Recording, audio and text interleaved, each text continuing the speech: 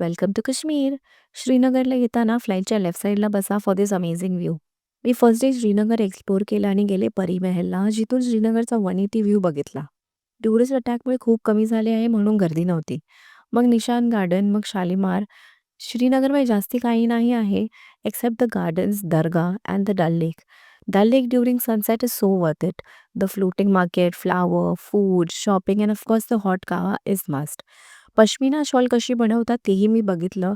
टुरिस्टला बघून ते 300ची शॉल 3000ला विकत होते आणि ह्या स्कॅममध्ये मी फसली तर तुम्ही सावध राहा. मग मी गेली शंकराचार्य मंदिरात, हे एक शिव टेम्पल आहे आणि वरून पूर्ण डल लेक आणि पूर्ण श्रीनगरचा व्ह्यू बघितला. सेकंड डे श्रीनगरवरून गेले मी सोनमर्गला. श्रीनगर ते सोनमर्ग ही खूप सुंदर जर्नी होती. सोनमर्ग हायेस्ट पॉईंट आहे आणि इथे रिसेंटली स्नोफॉल झाला होता आणि माझा हा फर्स्ट स्नो एक्सपिरियन्स असणार आहे. मिलिटरी कॉन्वॉय दर 2 मिनिटाला पास होत होते. सोनमर्गमध्ये हे वॉर मेमोरियल आहे, जिथे ही शिव टेम्पलसुद्धा आहे. मग मी 0 पॉईंटला गेले, जोजिला पास बघितला. स्नोमध्ये थोडं एन्जॉय करून श्रीनगरमध्ये परत आले. Follow for part 2.